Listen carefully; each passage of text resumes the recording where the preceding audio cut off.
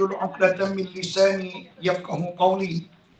Wala haula wala quwwata illa billahil 'aliyyil 'azim. Suara tak sedap ni. 2 minggu dah. Sihat. Suara.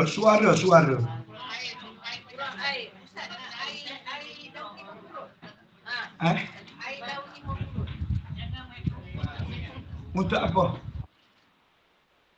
Boleh. Okey, muka surat berapa? Awet muda. Awet muda pun boleh. Okey. Muka surat 1883. 82. Okey. Kita ni cerita apa? Yuk, kita ingat.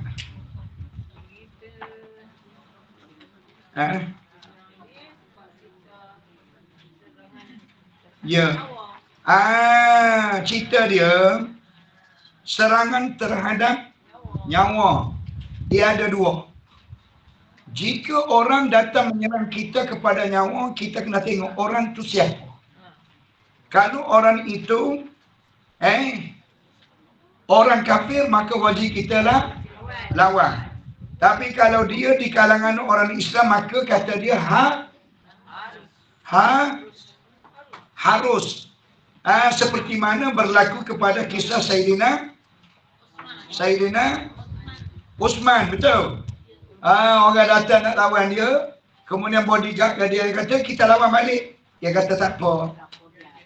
Biarlah, sebab dia orang Islam juga kan. Okey. Demikian juga dengan Sayyidina Uthman ketika mana beliau diserang. Beliau telah melarang khadamnya mempertahankannya, sedangkan mereka seramai 400 orang. Sebaliknya Uthman berkata kepada mereka, sesiapa yang meletakkan senjata, dia akan bebas. Mana apa? Maknanya dia bercakap elok-elok, betul? Dia bercakap elok-elok, walaupun aku tahu mu ni datang nak siar aku, tapi kalau mu letak senjata, mu bebaslah. Peristiwa ini masyhur di kalangan para sahabat dan tiada siapa yang mempertikaikannya. Namun sekiranya mangsa bukan dari kalangan orang yang ingin dicederakan ataupun dibunuh, sebaliknya tujuan penyerang adalah keluarga, ataupun penyerang itu datang mereka itu di kalangan anak-anak dia, ataupun ditujukan kepada rakyat dan juga bangsa. Tindakan mempertahankan diri dan membalas pada ketika itu adalah kenapa pula? Tadi Harun ni wajib buat silap ke mana pula? Tadi mempertahankan tadi adalah harus. Kak. Tadi orang datang nak lawan siapa dia? Sayyidina Uthman tu body dia. Betul? Sekarang ni orang datang nak serang keluarga ataupun datang nak serang rakyat, maka wajib kita kena pertahan. Kenapa? Sebab dia ramai. Adapun orang tu dia personal. Nampak tak? Ini kerana dalam keadaan tersebut pihak yang diserang adalah penjaga amanah kepada nyawa orang, kerana dia adalah ketua keluarga ataupun dia adalah ketua negara. Boleh kita bila orang nak lawan, orang nak serang rakyat, dia lari dulu. Ya. Tak tahu. Dia tak boleh lari. Sebab itu kalau kita tengok mana-mana negara Islam, ketua negara dia mesti turut berperang dan dia berada di barisan hadapan. Jadi kalau dia nekuk, dia tak boleh menjadi ketua. Okey. Bagaimanakah tindakan balas dilakukan dan bilakah nyawa penyerang dihalalkan? Tindak balas bila boleh kita lakukan? Kita nak balas balik ni bila? Yang kedua, bilakah nyawa orang yang penyerang itu halal untuk kita bunuh dia? Penyerang mungkin terdiri daripada orang yang dijamin nyawanya, seperti orang Islam, ataupun orang yang tidak dijamin nyawa dia, seperti orang orang murtad ataupun penzina yang muhsan. Mengapa orang murtad tidak dijamin nyawa dia? Dia keluar daripada Islam. Ada tu yang kedua, kenapa penzina muhsan tidak dijamin nyawa dia?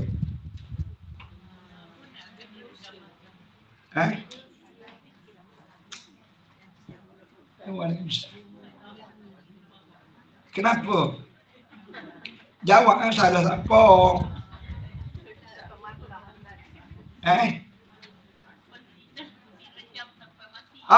Betul. Sebab penzina muhsan ni dia hukum rejam. Bila rejam kah, maknanya hukuman mati. Okey. Muhsan, ingat muhsan Kalau ghairu muhsan, dia bukan hukum rejam. Dia adalah sebab. Nampak? Dua golongan ini siapa dia? Orang murtad ataupun penzina muhsan, orang ni tidak dijamin nyawa dia. Maksudnya bunuh pun tak apa. Kejamnya bunyi. Kejam tak kejam pun, siapa dia suruh jadi murtad? Kejam tak kejam, siapa dia suruh berzina? Orang suruh pilih. Kita dipilih ke zina. Orang kata orang puas tak wih. Sebab itu kita zina. Sudah. Kak Azana. Dia kata bini kita tak wih. Kita minta dah. Dia tak wih. Sedangkan kita duk gila sangat dah kepada orang ni. Bila dia tak wih, kita berzina. Tolong jawab. Ni abang-abang belakang. Tolong jawab. Contohnya abang balik cerita kepada bini, kata kita nak nikah seorang lagi ni. Bini kata nak kena tumbuh. Bini tebel dia. Mana bini marah kepada kita. Sedangkan kita ni sudah mabuk cinta dengan seorang perempuan. Jadi oleh kerana kita ni menjadikan alasan bini tak lagi, ataupun bini ugu. Bini kata kalau abang bini juga, tinggal dia dan anak dia, jangan kacau. Jadi kita pun mikir, kalau lagu tu payah juga. Sedangkan cinta dia sudah membara. Waktu balik ke rumah kena marah kepada bini. Waktu keluar rumah, gila babi. Gila babi tu, gila babi. Gila sangat-sangat ni. Jadi akhir sekali gila yang pertama okey lagi. Gila yang kedua okey lagi. Gila yang ketiga sedang molek pada waktu tu, hujan renyah-renyah. Tak ada orang pula. Sudah. Syaitan pun masuk. Dia pun zina. Sikit je bukan banyak pun. Sikit. Kak. Walaupun sikit orang panggil zina ke dia? Baik, hukum dia rejam sampai mati. Baik, orang ni ingat baik-baik. Mu tidak ada pilihan. Pilihanmu adalah mati. Walaupun sikit kamu kata kenapa? Sebab sepatutnya mu boleh lawan binimu. Biarlah binimu kata aku akan walai anak. Biar dia walai anak. Dia boleh lah walai 10 hari. Masuk hari yang sebelah, dia boleh balik anak kita. Maknanya kita orang lelaki, jangan kita dengar sangat cakapan orang perempuan bini kita yang tak beri kepada kita. Bila kita nak, teruskan. Tak apa.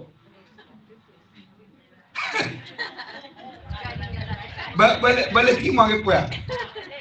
Boleh terima ke?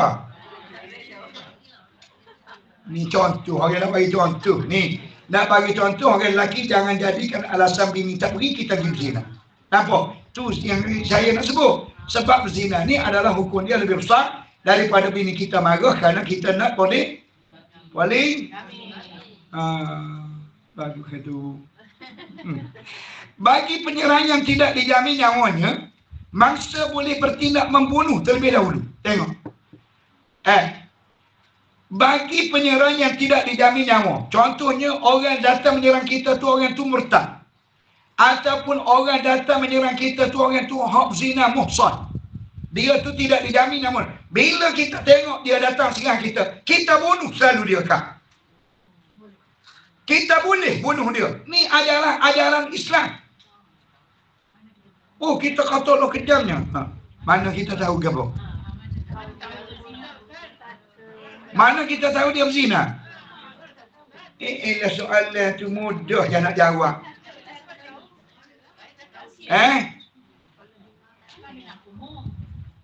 Sekarang ni kita tahulah orang ni termasyhur dengan dia ni berzina. Maka minah tu mengandung. Kita tahu minah tu anak dara, mengandung. Mengandung tu siapa pomak buat. Kita tahu pomak, kampung kita mesti kita tahu siapa dia kan.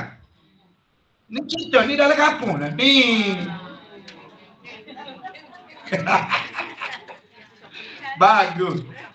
Kak kita dia nak faham kita ni kan. Mana kita tahu. Kak, cuba Kak tengok. Ni, saya nak sebut di sini.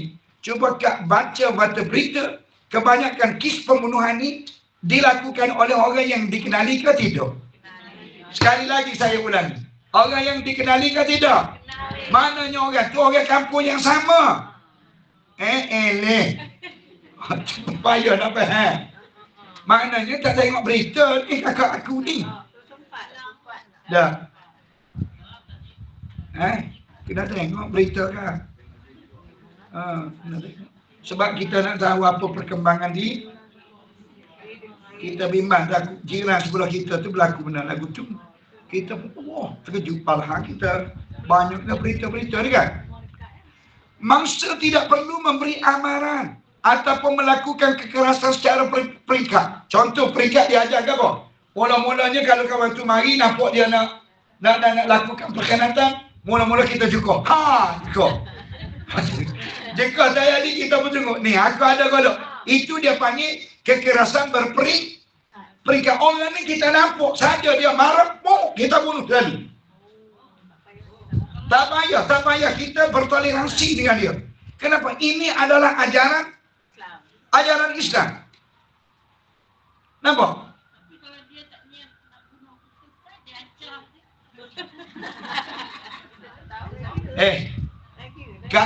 Kak bagus juga salah dia dah. Dia kata tapi kalau kita apa? Dah. Kalau kita apa tadi? Kita tak tahu dia nak bunuh kita. Sekarang ni kakakku kalau pergi pagar tu nak buat apa? Kalau pergi pagar tu nak buat apa? Dia sekarang ni kalau pergi pagar tu bererti nak bunuh dah. Iyalah pegang baru. Hak kena semeneh-semeneh tu. Kakak aku ni.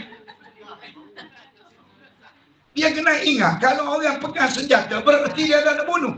Jadi kalau dia tak nak bunuh, dia pergi hotel, ada sakliki. Aku bunuhmu. Baik. Pada waktu tu kita nampak dia nak bunuh ke nak apa? Yes, Kak ni kena faham agama. Kalau pegang golok, pegang pisau, pegang apa namanya pistol, memang nak bunuh lah tu. Sebab itu kalau kakak, contoh, Kak gaduh dengan tok lelaki. Contoh, tu suami Kak ni bini dia. Suami pegang golok, dia ugu. Kak ripuk kena teruk. Sebab dia tak boleh. Ugu dengan senjata ni mesti matlamat dia bunuh. Niat dia.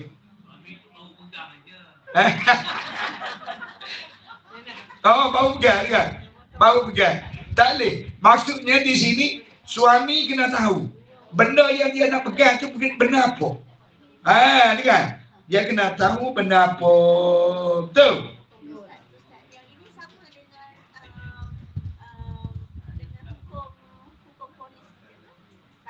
Polis mana? Polis dia tembak orang? Bukan. Kalau macam suami baru nak letak dengan ni kan. Lepas tu, jadi kita punya hukum.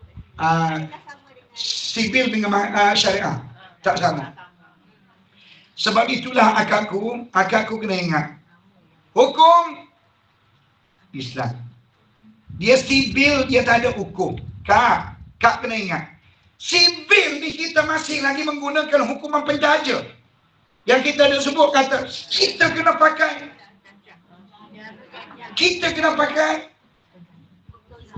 Hukum Islam. Dia tak kira. Contoh, jalan raya, abang aku, dia mari ke masjid, dia langgar sama lampu merah. Dia kata lampu merah. Kadang-kadang saya pun bosan kan. Kita kalau daripada main tek kan, nak bagi ke sini lama dia nak tukar hijab. Orang nak sujud dah. Kita pun buang dia. Langgar aku merah. Boleh ada. Boleh persamaan kita. Itu zaman tu sivil ke sebenarnya syariat? Sivil. Sebab sekarang sepatutnya zaman itu boleh jadikan hukum syariat. Kenapa? Sebab dia mengajar orang tu berakhlak. Okey, tapi oleh kerana kita negara kita klasifikasikan antara syariah dengan sivil. Sebab itu contoh kakak dihukum sebab contoh kak rogo.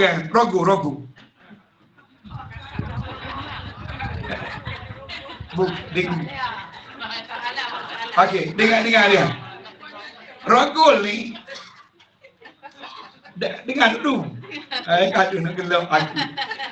Rogol ni biasanya mahkamah sivil ke menjatuhkan ataupun mahkamah syariah? Zina syariah. Okey. Apabila mahkamah sivil menjatuhkan hukuman, sebab dia sama ke dengan sebab syariah? Baik, akhirat nanti orang ni kena puluh. Orang yang dijatuhkan hukuman oleh mahkamah sivil, akhirat nanti dia kena puluh. Sebab apa? Sebab yang pertama, bukan hukum.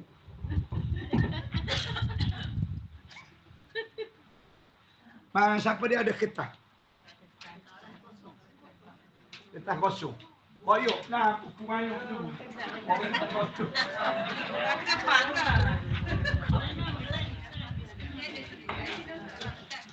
Kita depan. Sebab dia nak koyok. Nanti dekatkan. Ada.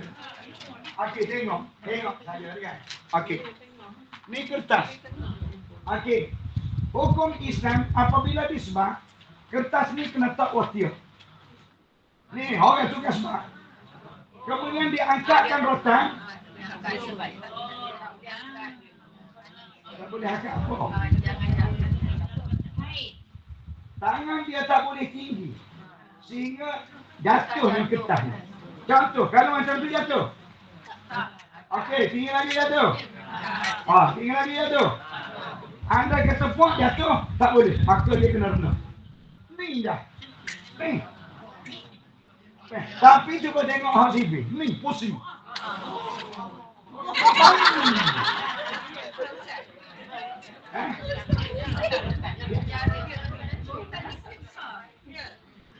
Tak tahu, saya tengok orang dia buat demonstrasi sebab dia. Kita tengok punggung tu pecah.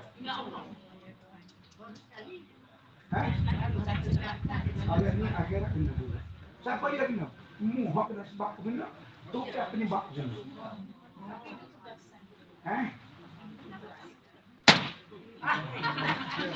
Gasak. Kak, ini kan. Kesian kat kita tak nampak no. Ini jual kambing. Ada kerja kosong ke ni tempat jual kambing. Ada berapa gaji? RM25. Ni Pak Babi ni ada berapa upahnya? RM100. Kak pilih mana?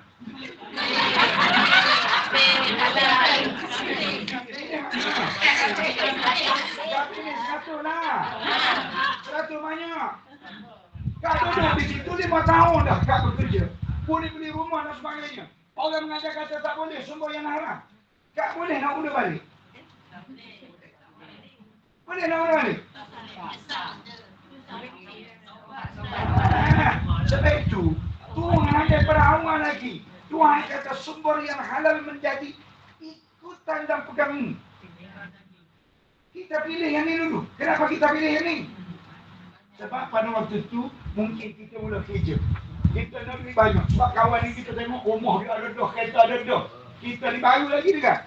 Sebab itulah kita jadi bengon kerana kita menjadikan bandingan orang dengan kita. Nampak? Ya. Ini jadi kedarok ke apa? Orang banyak lagi kita lain.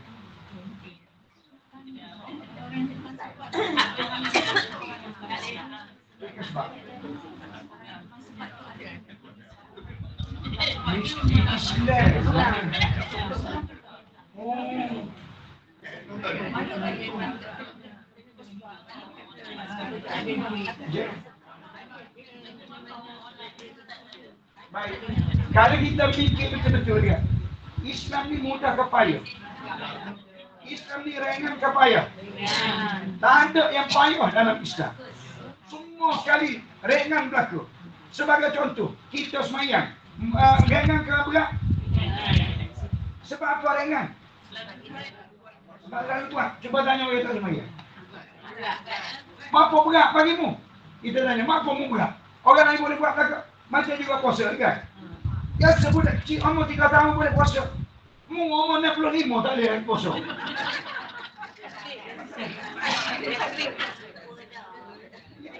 Sebab dia tidak membiasakan diri di peringkat awal. Salah siapa? Salah mu. Sebab Islam ni dibawa di zaman Nabi Muhammad lagi. Baik, mu hidup tu sebelum Muhammad ke lepas Muhammad dah. Sebab apa yang menjadi tak faham? Sebab ni lah orang buat pengajian kita tak mari.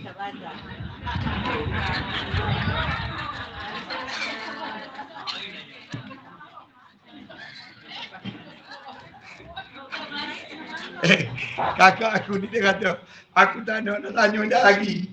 Bantu Ustaz nak gocong. Okey.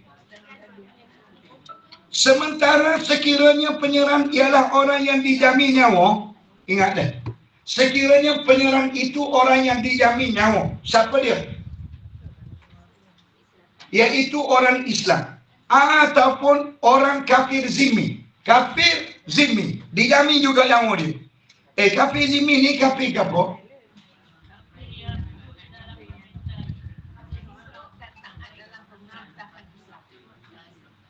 Ayat lagi. Kafir zimmi, saya nak supaya betul-betul faham hari. Lepas ni bos nak tanya, cukup dah. Kafir zimmi ni kafir yang bagaimana? Duduk dalam negara Islam.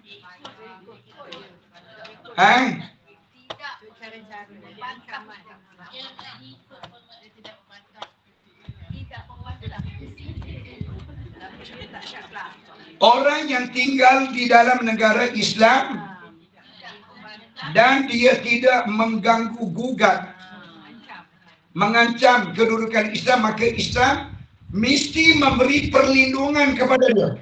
Maksudnya apa? Jaga makan minum dia, keselamatan anak dia, semua sekali. Dan dia kena bayar kepada kerajaan Islam, dia panggil jizyah. Kak, orang kafir dia panggil bayar cukai. Kita orang Islam bayar ke apa? Zakat. Tapi kadang-kadang kita jadi marah juga abang belakang. Bang, zakat kita bayar, cukai pun kita bayar. Orang kafir dia bayar cukai aja, zakat dah. Dah. Di sini kena fikir ni. Orang nak jadi ketua dia kena fikir. Supaya jangan ada double standard. Orang lain yang duduk menumpang dalam negara kita dapat menjadi seperti mana anak emas. Kita ni sebenarnya anak monyet. Kenapa? Yang ni kena cukai, yang ni kena cukai lah tu. Yang itu satu cukai lah. Lepas tu bom, tiba musim zakat puluh gitu. Tapi kita tidak tikai, tak apalah, lillahi ta'ala. Bukan. Lillahi ta'ala. Ini masalah prinsip. Sebab kalau kita tak mempertikaikan prinsip itu, lama-lama kita akan jadi miskin dalam negara kita tu. Orang lain menjadi kaya. Kak kata, kita dah sedia ke. Jangan kak dia fikir kak. Kak nak fikir saya ni kena jadi kaya. Kak tu tak apalah sebab tak lama dah nak mati. Contoh. Contoh. Kenapa? Kenapa saya kata gitu? Sebab orang tua dah kan. Kita ni orang muda. Bila orang muda kita kena fikir nak membina empire. Betul ke tak ni? Tak betul. Ataupun kafir mu'ahad. Kafir mu'ahad maknanya orang kafir yang diberi perlindungan. Mu'ahad ni apa pula? Orang kafir yang terikat dengan perjanjian damai dengan negara Islam. Contoh kan, dia ni kita beritahu, puak-puak mu kafir, Mu tak boleh menyerang aku dengan memberi pertolongan kepada orang kafir yang lain. Bila? Contoh, diikat perjanjian selama 10 tahun. 10 tahun ni dia tak boleh nak tolong orang untuk serang kita. Dan dia juga tak boleh nak tolong kita untuk serang orang. Gitu. Tetapi di zaman Nabi, ramai kafir muahad ni mungkir janji. Dia berjanji saja dengan Nabi, akhir sekali. Sebab itulah Islam kata, mu jangan menyerah ketua kepada orang kafir. Sebab orang kafir orang yang tak boleh pegang sikit abu pada janji. Sebab itu mu nak beri apa-apa kepada kafir, mu boleh beri jawatan yang bukan jawatan penting. Sebab kalau mu beri jawatan penting, dia akan ubah dasar habis. Nampak? Betul? Sekiranya mangsa mendapati penyerang sedang melakukan jenayah. Tengok ni. Dia kata sekiranya mangsa mendapati penyerang sedang melakukan jenayahnya, seperti sedang melakukan perkara keji. Contoh seperti zina. Atau sedang membunuh orang yang tidak berdosa. Dia berhak membunuhnya serta-merta. Sebarang amalan. Kita tengok contoh naik rumah, tengok dia ada berzina. Muda orang kapal ni, jangan. Ni kadang-kadang makcik ni dia baik, tanya dia buat gapo, dah dia tengok dia. Betul? Makcik masuk dah tengok kawan tu duduk hinggu gini dia, ambil golok jap lalu. Sebab apa? Sebab dia telah melakukan zina. Ataupun tengok berlumuran darah, mati dia orang tu. Maksudnya dia yang kita tengok panjang ni ada di tangan dia, darah masih lagi ada. Orang tu dekat dengan kaki dia, mesti dia bunuh. Dan dalam bilik tu tak ada orang. Ya, Waalaikumsalam. Baik, kita pun pada waktu tu, mu bunuh dia, tak payah, mu bunuh dia, pakai jahat dulu. Nampak?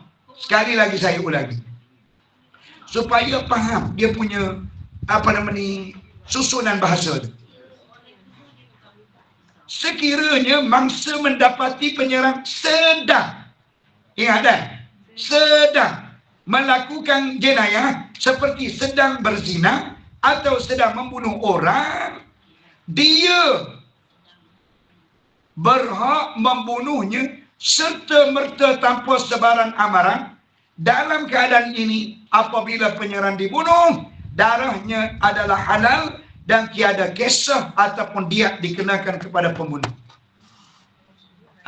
Maksudnya diat pun kita tak perlu bayar, dan hukuman bunuh balas pun tak hari itu kita ngaji dah. Kalau kita tak kena hukuman bunuh balas, kita kena bayar. Hari ini dua-dua terlepas.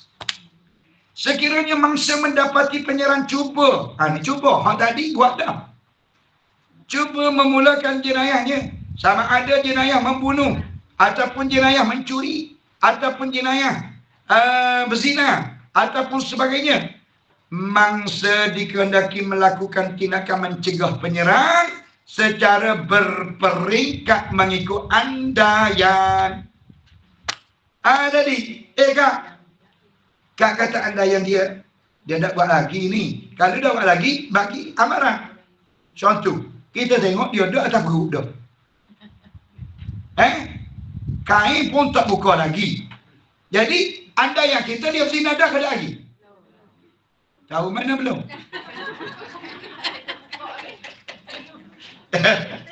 Orang mana tadi? Orang ada tadi saya dulu tengok. Tahu mana dia tak zina lagi?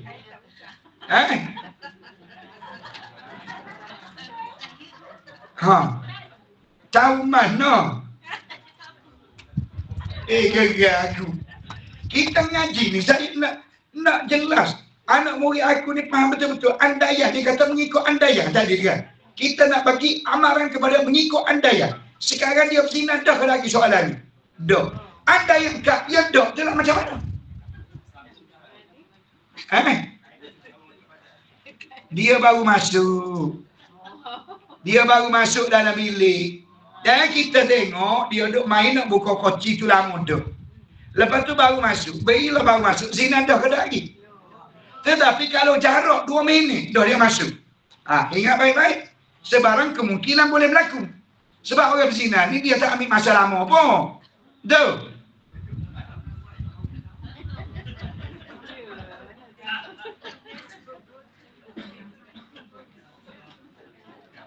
Ayuh nak jawab.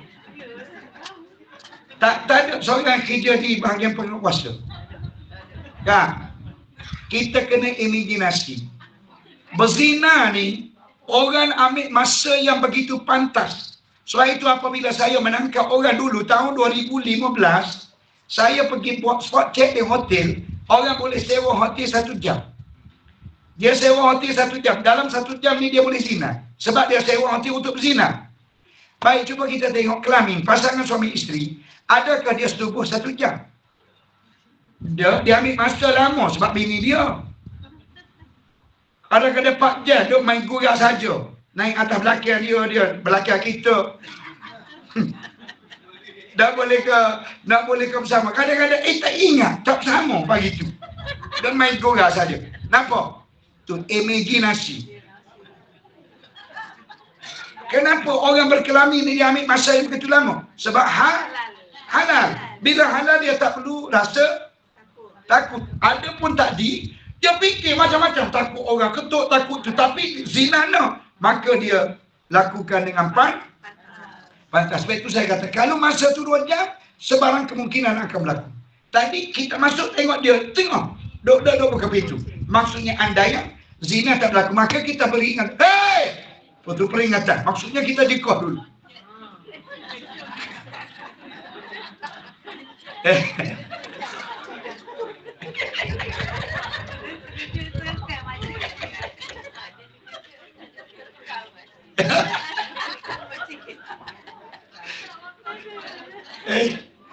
Nakal dah.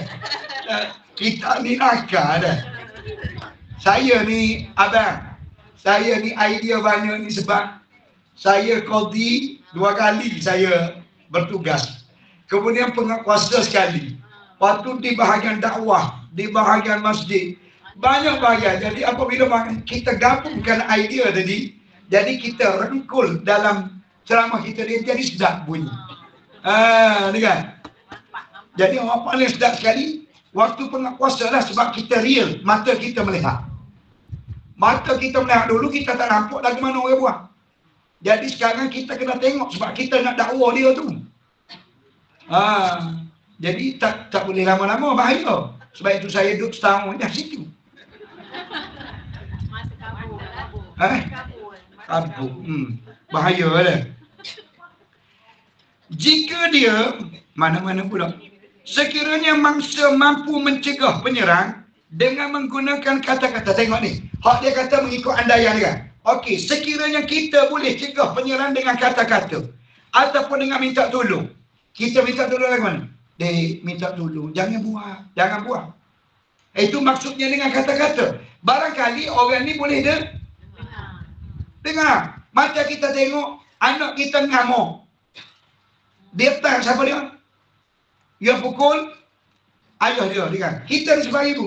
Dek, jangan buat macam ni. Siang kaya. Jadi apabila kita ulang beberapa kali, anak kita pun berhenti.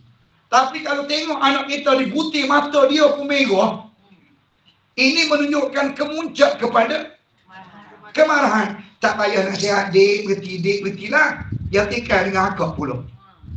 Dengar? Baik, dia kata. Jika dia mampu memukul penyerang dengan tali cemti, dia diharamkan memukul dengan tungkap. Itu maksudnya. Contoh budak ni, kalau aku tie dengan tali dah, dengan ikat pinggang contohnya, maka haram kita pukul dengan sebab tongkat lebih sakit daripada tali. Jika dia mampu memotong anggota penyerang, dia diharamkan membunuh. Kalau nampak dia nak bunuh, kita kata, dia ni aku kat tangan dia. Kalau aku kat tangan, dia tak bunuh. Maka kita kena kat tangan. Tak, kita kata aku bunuh tu lah. Daripada kawan itu mati kerana dia, baik dia mati. Kalau macam tu, ada unsur dendam. Ada unsur dendam, akak masuk penjara. Sebab itulah ingat baik-baik, Islam dia melarang sama sekali unsur dendam pada seseorang. Apa yang kita lakukan mesti dia berbentuk pengajaran. Sebab itulah saya marah apabila orang marah kepada guru merotan anak murid.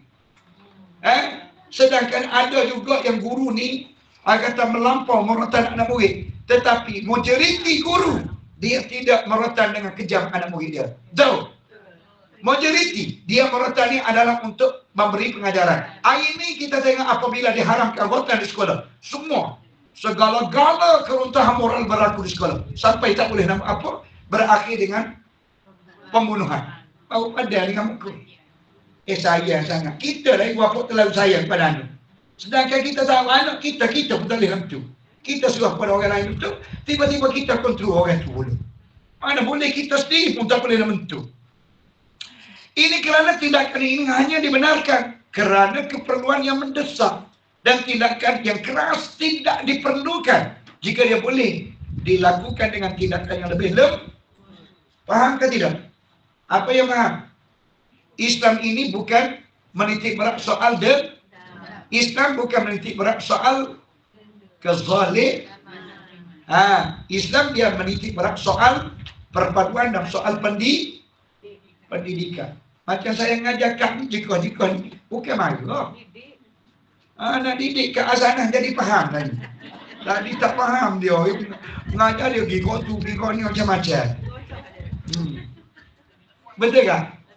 Okey. Jika segala tindakan tadi tidak berkesan, kecuali mangsa terpaksa membunuh, ketika itu darah penyerang menjadi halal. Tiada kisah dan diat dikenakan terhadap pembunuh. Namun, sekiranya tindakan penyerang boleh disekat tanpa melakukan pembunuhan, pembunuh akan dikenakan kisah. Ini kerana ketika itu pembunuh telah melakukan kesalahan dan dia perlu bertanggung jawab. Baik. Saya nak ulas cerita adik Ryan ke siapa? Cuba tengok akhir sekali siapa dia kena hukuman.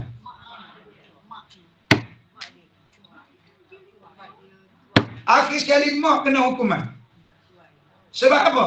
Sebab dalam ramai-ramai ibu bapa, memang kita respect, tak sanggup ibu bapa mengenakan tindakan yang kejam kepada anak tu.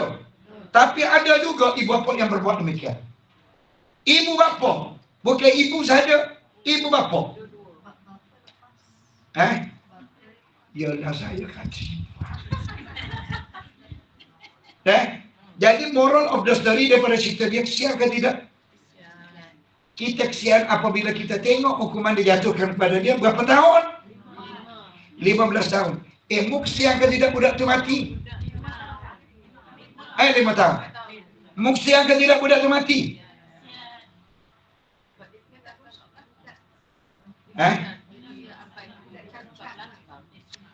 Dia tak kira cacat ke tak cacat ke. Nak cerita kat dalam masjid kita ni ramai anak cacat. Oh kak?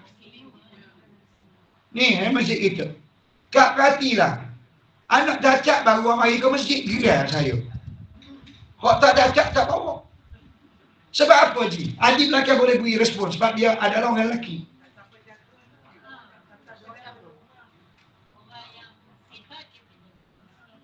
Pada?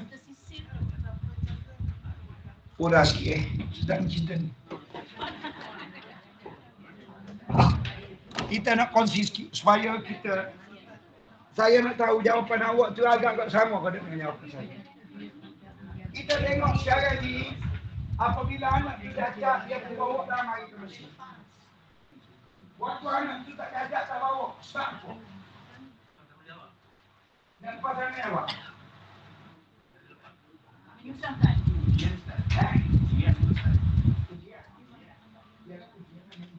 Tapi soalannya kenapa anak cacat tu bawa ke masjid? Sedangkan budak kita belum bawa sebab dia cacat. Lama-lama otot dia pun kata tidak berfungsi, maknanya dia tidak berdosa. Soalannya kenapa bawa dia? Main di sini dia ganggu ke? Maka tidak berdosa ganggu ke? Baik, mu bawa ke sini mu nak pahala, tapi Tuhan tak bagi pahala. Tuhan bagi dosa. Jadi saya nampak satu yang sebab saya cakap dengan dia. Saya cakap mula-mula tu kita belai lah dia. Kita belai dia. Ada 2-3 cerita yang saya akan dengar kepada. Kebanyakan yang pertama sekali orang ni dulu dia terlalu jahat. Banyak kejahatan dia buat. Pada waktu itu dia kaya dan sebagainya. Sebab Tuhan jadikan anak yang keempat ini kacau. Anak yang keempat itu bukan anak tanggung. Sebab orang muda-muda kaya dia. Yes. Ini maksud saya peringatan kepada dia tu lah. Baik yang kedua kenapa dia bawa? Dah ambil berkat. Dia nak ambil berkat. Mudah-mudahan Allah Ta'ala akan ubah balik daripada cacat yang ada tu. Kenapa? Sebab dia yakin yang mampu mengubahnya adalah Tuhan. Baik, kenapa dia tidak memilih untuk berada di rumah? Tuhan di rumah pun Tuhan ada. Tetapi kita nampak di rumah ni pasangan Ustaz. Ya, pasangan tu. Maksud? Waktu itu si bapak tu pasangan. Maksudnya, dia uji tu dia pasangan tu dia ada ke masjid. Dia main ke sana. Dia bawa dia ikut apa? Jadi dia ikut juga.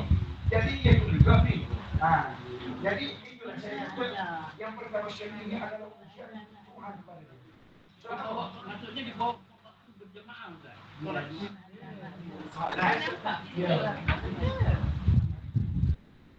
Ya. Mungkin dia anak dia susah dengan ikat tu, dia nak lepas. Jadi nak cerita bukan dia soal. Kamu ramah. Kita nak cerita kepada kita semua. Yang pertama sekali kenapa kita bawa ke sini? Kita nak ambil berkah. Okey. Kononnya dengan berkah ni mungkin Allah Ta'ala akan mengurangkan apa yang berlaku. Lepas tu yang kedua, ibu bapa sendiri itu nak memperbanyakkan pahala. Kenapa? Dia sudah insaf kejahatan yang dilakukan oleh dia dulu. Okey.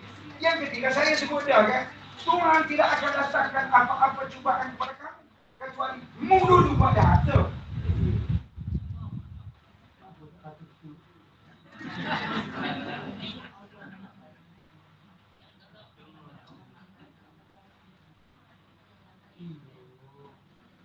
Tapi Tuhan ayat dia.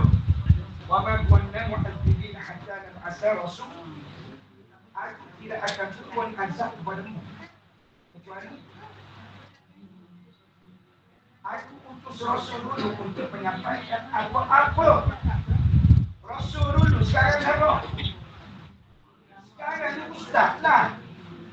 Dia ustaz royak dah contoh dari daging babi dengan daging kambing tadi kan? Akhir-kali dia pilih nak jual di daging babi. Sebab apa? Banyaklah bagaji. Baik sekarang gaji besar. Gaji besar. Bila gaji besar? Segala-gala dugaan Tuhan datang. Dan Tuhan kata munah pada gaji besar. Baik. Pada waktu ini nak baru kita baik insaf. Ada guna. Kita banyak kena dah.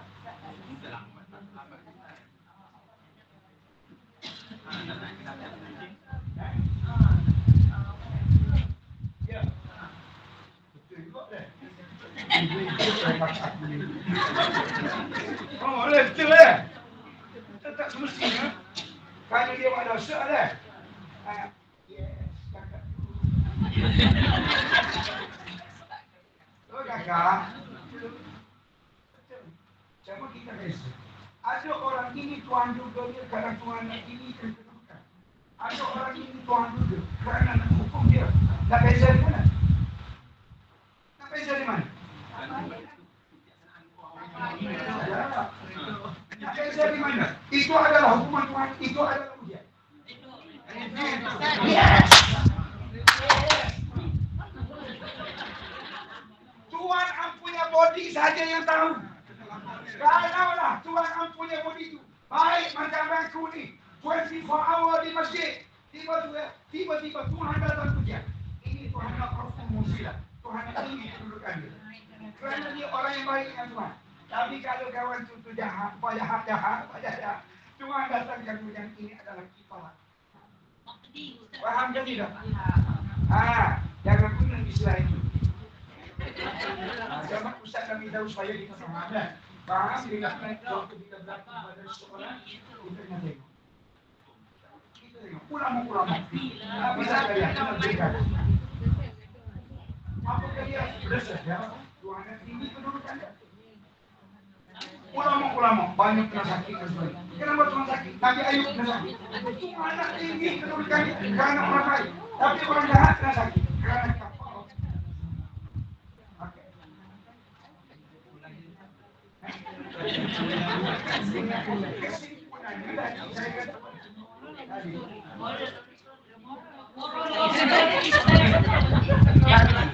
Saya kata apa yang berlaku kepada kita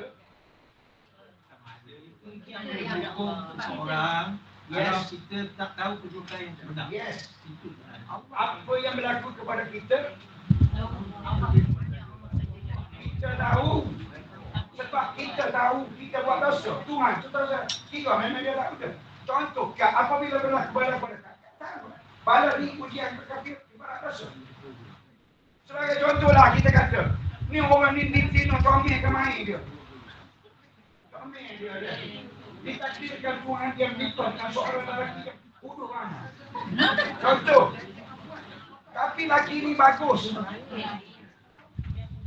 Ini contoh. Ni dengar mulai orang perempuan ni biasanya ni. Sari disirah. Orang dulu kan. Orang dulu kebanyakan bila nak nikah dia dengar cakapan ibu bapa dia. Ibu bapa ni biasa dia akan tengok rentak lelaki itu bagus dia tidak betul. Dia tak tengok comel kau dah. Bila orang ni baik dia akan cerita pada anak dia, ayah kenal dengan apa dia. Aku cakap ni bila nikah orang ni, dia mungkin di sekolah dia ada baik friend dia. Tapi oleh kerana ayah memaksa baik menikah. Bila menikah itu dia tak bahaya. Dia tidak akan ikut ke lelaki tu kan. Akhir sekali berakhir menceraikan. Cinta yang saya sebut itu tu. Ingat, harta lelaki dia pun semua harta. Pada diri dia. Dulu, ada pengajian dulu, saya sebut. Kau tak ada masjid, dia ingat.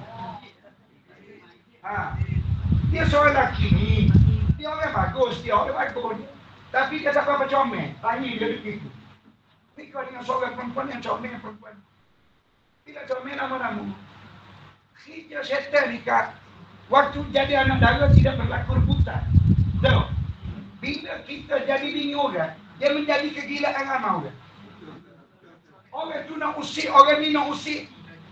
Jadi bini ni, apabila dia comel, orang tu duduk usik, dia bandingkan. Orang yang usik dia dengan untuk lelaki dia. Untuk lelaki dia duduk macam tu. Tapi untuk lelaki dia baik. Beri duit apa nafkah. Tetapi oleh kerana yang usik ni, mesti macam Shahrukh Khan. Akhir sekali dia pun buang. Lelaki ni pun, ialah minta dia bersobar gini. Tak makan. Berakhir yang besar. Kononnya, dia nak nikah dengan lelaki tu. Dengan Shahrukh Khan. Jadi, berjaya lah mencira. Bila berjaya mencira, lelaki dia ambil semua harta. Harta yang diperolehi semenjak dia nikah. Semua berlaku pada bini dia. Dengan umur kata apa semua. Umur pada lelaki ni mesti mampu abang buat gitu. Ustaz, sit down. Ya Allah, sorry. Sorry, ya Allah Rabbi. Mampu abang buat lagu tu. Mampu abang buat macam tu. Jadi dia beritahu, dia kata, "Mak, tak apalah. Saya tak nak berjangkit. Jahat yang ada dia berjangkit pada harta kita. Tak apa, kita bina kehidupan baru." Akhir sekali mewahlah perempuan itu kan. Kononnya lelaki itu akan berkahwin dengan dia. Takdir Tuhan. Tak ada seekor pun orang lelaki lamar dia dulu sanggup menikah dengan dia. Maka akhirnya dia minta nak balik semula dengan tok lelaki dia. Tok lelaki dia kata, "Biarlah." Allah Ta'ala tutup hati tok lelaki dia. Tak terima dia. Sampai tok lelaki dia berkahwin dengan orang yang kedua. Lebih comel dan lebih baik daripada dia. Itu dia panggil kifarah. Baik perempuan tadi hidup menderita sampai sekarang tak menikah. Harta yang tok lelaki dia lebih banyak ke sikit? Ke sana. Harta ni Lepas jual. Sehingga digadainya apa bukan kereta kepada adik-adik yang lain, tak ada apa-apa. Iyalah kakakku. Orang nak ceritanya tak berkat ni apabila kita langgar aturan agama. Jadi oleh yang demikian, kita lebih tahu daripada orang lain. Sebab itu kita mengajar ni, kita nak kita yang sedar, bukan kita nak kata kepada orang tu. Situ dia. Baik. Dek mana dah tu? Beberapa contoh serangan ataupun hukuman. Tengok deh. Beberapa contoh serangan. Orang nak serang kita ni lah, mana contoh dia. Dan juga apa hukuman. Seorang mengintai isteri orang. Sudah. Tak ada kita lain. Kita nak ngintai. Seorang mengintai isteri orang yang sedang berada di dalam rumah. Iaitu itu pula melalui lubang di dinding. Sedap cerita ni kan. Maknanya ni cerita ni orang kapur ni. Orang kapur ni kan. Lalu tuan rumah melempar benda kecil seperti batu atau sebagainya, menyebabkan pengintai buta ataupun mati.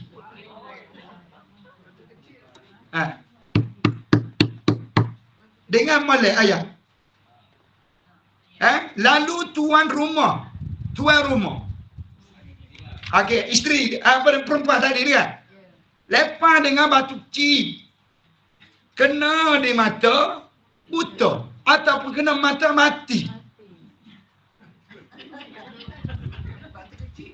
Okey. Dua tu situ. Yang pertama gapo jenayah? Dia buat yang ngitai. Baik, apa hukuman? Dia baling batu, siapa kau mati kawan ni? Baik, soalannya boleh ke tak boleh? Sedangkan dia ngitai je. Boleh lah. Ingat molek-molek kak. Ni orang nak ngitai sengaja dia pergi korek lubang suruh luar. Itai, mu nak itai. Betul? Apa? Okey. Jika ada bebek, dalil bagi kes ini ialah hadis riwayat Bukhari dan Muslim. Jika ada seorang melihat-lihat ke dalam rumah kamu dan kamu tidak mengizinkan dia tengok, lalu kamu membalingnya dengan batu hingga menyebabkan matanya terkeluar, maka kamu tidak bersalah. Okey, nampak ni cerita ni. Tapi walau bagaimanapun, walau bagaimanapun pula tu, tindakan tersebut mestilah dengan syarat tidak ada mahram atau isteri pengintai di dalam rumah tersebut ketika itu. Maksudnya syarat pada waktu orang ngitai, tak ada orang lain lagi.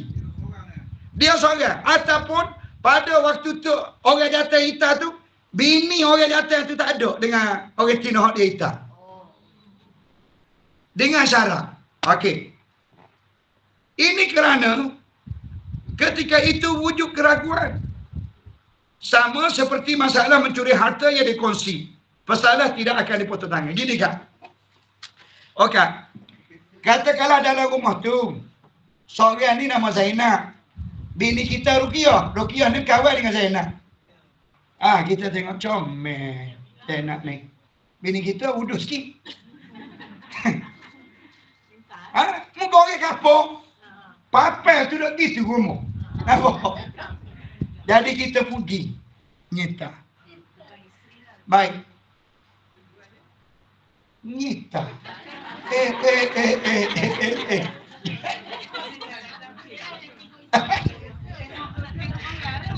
Dah. Kalau nak tahu isteri dia ada kena bagi salah. Apa dia tengoknya? Dan dia. Lalu kawan tu pun katakanlah dia kan, ambil batu pun balik. Kena pada dia, buta mata. Maka kawan yang balik tadi kena tindakan. Kenapa?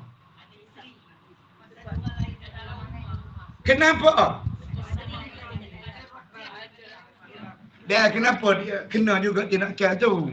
Sebab bini dia ada sekali hok dia ita tu.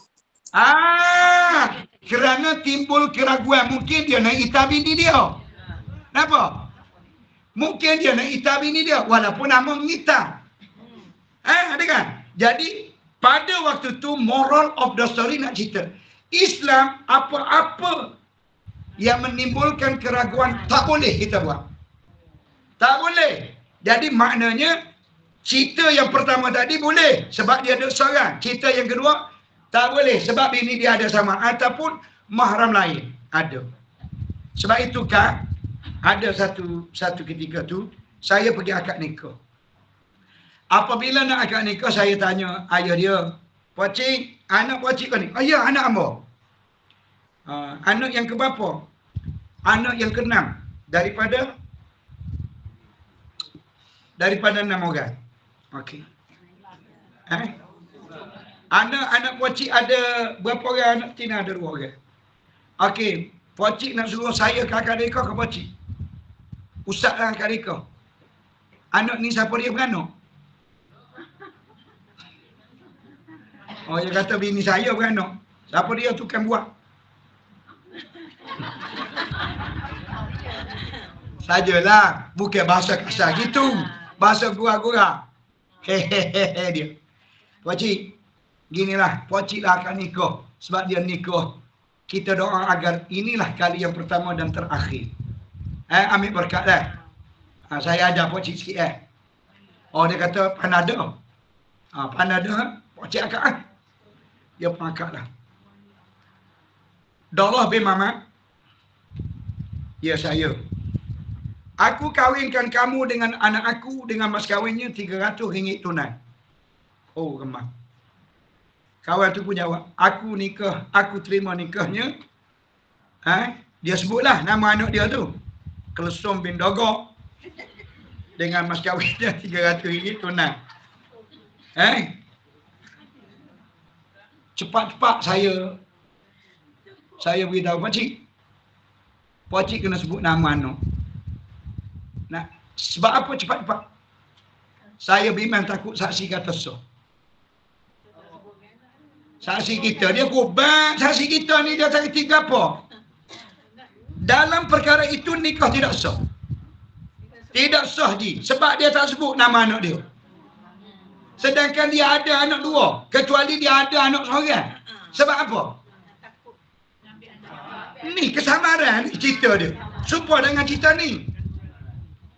Kesamaran. Mu nak nikah anak Muhammad satu. Nampak? Jadi saya pun cepat-cepat. Ji, ulang balik. Takut saksi kita kata sah. Tak ada saya kata sah. Kena keluar pada aku depan orang. Saya kata, Haji ulang balik sebut nama dia. Sebut sedap sikit. Kalau hidup dia pun seronok. Kita pun nak jaga hati dia lah. Supaya nampak tak malu. Dia pun ulang balik mula. Lepas akad ni kau mari jumpa. Oh, kena sebut ke nama? Kena sebut sebab Haji ada 2 orang anak. Kalau Haji anak seorang tak apa tak sebut. Terima kasih banyak Ustaz. Nasib baik Ustaz Oyak. Apa? Betul? Yang kedua, seorang penjaga ataupun wali menghukum orang yang di bawah jagaan dia. Misalnya suami menghukum isteri atau guru menghukum anak murid dan hukuman tersebut menyebabkan kematian. Sekiranya pukulan tersebut pada kebiasaannya boleh menyebabkan kematian, penjaga akan dihukum kisah. Malaikat jika yang terlibat itu adalah bapa ataupun leluhur si mati. Leluhur ni siapa dia? Bukan. Leluhur ni mana keturunan, iaitu bapa ke atas. Bapa, datuk, nenek ke apa. Sebab apa? Sebab orang yang daripada bapa ke atas awak, kalau dia buat khianat, buat jenayah, dia tak kena. Pak darah kena, pak darah. Sebab itu kita kena faham. Keluarga yang membuat jenayah, keluarga yang mana? Tengok. Sebab apa? Sebab bapak ni tak ada lah bapak ni atas sifat bapak dia nak khianat kepada anak tu. Walaupun sekarang ada. Abang-abang, saya nak tanya belakang. Kalau mengikut ramalan saya, Tak ada. Bapak ni contoh kita tengok bapak Roguano. Saya buat ramalan tak ada. Tak ada jenis bapak Roguano. Tak ada. Jangan. Dia panggil sumpah mahram. Kan? Tapi kalau ada juga ni gapo yang tak kena situ. Betul. Siapa tahu yang tiri bunyi? Barangkali anak tu anak tiri. Barangkali anak tu anak zina. Anak zina kan? Anak zina ni dia dua keadaan. Ingat baik-baik. Keadaan yang pertama dia berzina dengan perempuan tu. Bila dia berzina, perempuan dia kata, bang, kita mengandung. Mengandung baru 2 minggu. Maka dia cepat-cepat kahwin. Okey. Satu, yang kedua, dia zina. Dia zina budak perempuan ni bodoh. Ni. Dia mengandung, dia buat tak tahu gitu. Lama-lama makin besar. Akhir sekali tak boleh nak tusuk dah. Maka mak dia tahu. Tahu ketika mana kandungan 5 bulan. Maka mak ni nak tutup bandu suruh nikah juga. Baik, bila nikah dengan lelaki tu, tak berapa lama akan lahir anak. Baik. Hak pertama tadi kalau dia nikah, lahir juga anak dia kan. Tapi lahir anak pun orang nampak macam anak tu anak dia. Kenapa? Sebab awal lagi. Maksudnya lama selepas dia nikah. Baik, soalan saya nak tanya orang perempuan. Tak saya tanya orang lelaki. Nak tanya orang perempuan. Soalannya, yang pertama tadi, dia panggil anak zina ke anak dia?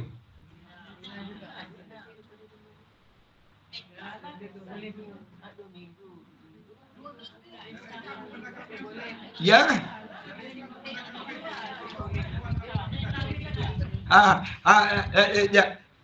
Apa kita kena?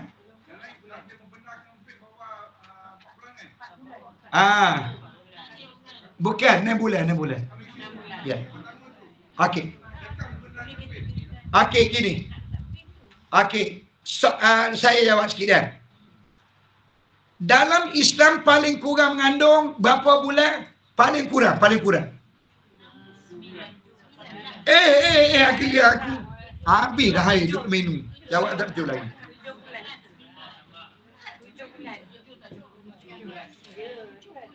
Sekali ni dah nak bayar. Paling kurang mengandung kakakku 6 bulan. Paling kurang. Kalau 5 bulan dia tak mungkin mengandung. Paling kurang 6 bulan. 6 bulan ni dia ambil kira dalam Islam. Baik, paling lama mengandung 4 tahun betul. Abang aku boleh pergi poligami dia. Bejok dia. Paling lama kena ingat. Kita kena ambil paling kurang dan ambil paling lama. Formula dia. Paling kurang 6 bulan, paling lama 4 tahun. Baik. Kebiasaan perempuan 9 bulan.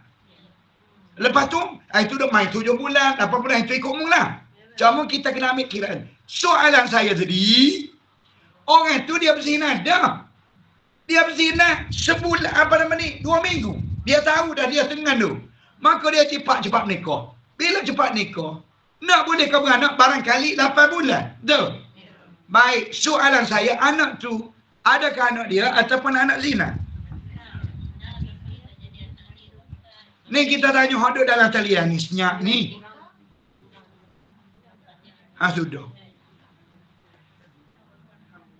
Abang-abang kakak-kakakku, anak tu anak zina ke anak sebenar? Ya? Bijak abang aku ni, bijak sungguh. Baik, kalau mengikut hukum peko, sur kurang-kurang mengandung 6 bulan. Tapi budak tu 8 bulan.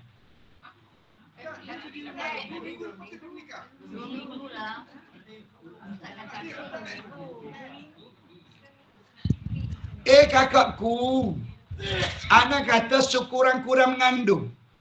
Bila sebut kata mengandung ni maknanya daripada dia mengandung sehingga beranak. Itulah maksud. Dia tidak anak zina lah Ustaz. Anak zina? Tak. Bukan anak zina? Ya, sebab dia mengandung 8 bulan. Betul kakakku ni. Nama gapo ni? Cik Aniza. Cik Aniza ni mana nama dia? Saya bagi sejadah hari tu. Oh, mak pun tutup mukanya. Tak payah lah. Muka ni. Tak payah lah Ustaz. Dah mati. Okey. Kak, jawapan dia anak tu anak sebenar. Sebab sekurang-kurang mengandung 6 bulan. Adapun dia tak ada mengandung 8 bulan, betul? Baik kakak Kong. Sekarang dia tahu ke tidak dia berzina? Sekarang dia tahu tak dia mengandung? Baik dia mengandung tu sebelum nikah ke selepas? Baik kalau sebelum, mu kena jujur dengan dirimu. Mu jangan tipu. Sekarang mu boleh tipu kan? Baik, don't worry. Mu boleh tipu kan? Tapi inilah yang terjadi sekarang. Bila anak tu besar, kita namakan anak tu anak kita, betul? Tapi di sisi Tuhan, dia adalah anak zina. Inilah haruan makan anak ni. Kakakku payah nak faham cita-cita seperti ini. Sebab itu kita kena mengaji dan kita kena faham. Baik anda kata dia memilih ustaz. Saya memilih untuk mengatakan anak saya, don't worry, you pilih. Tapi you bertanggung di akhirat. You nak bertanggung di akhirat lebih baik ataupun you mengaku dalam dunia. Kalau you mengaku dalam dunia, barangkali orang pun tak tahu. Tapi you menyembunyikan perkara ni, you bertanggung di akhirat mana? Tadi. Sebelum mati, anak you kena rogoh kepada pok dia. Sedangkan pok tu yang melahirkan dia. Tetapi kenapa dia tidak dinamakan bapa? Sebab inilah kakakku ingat baik-baik yang saya menekan sangat suruh. Kahwin. Inilah kahwin terlalu mudah dalam Islam. Yang kita memayahkan siapa berzina dulu ni apa? Apa hal? No, tengok abang aku. Abang aku kalau dia setuju dengan aku. Kalau Wak muda-muda. Sekarang masalah dia payah nak nikah. Namanya. Jadi sedangkan kita nafsu kita boleh tahu bila kita boleh kawan. Hari ini boleh kawan. Saya nak cerita ke Kak dengan.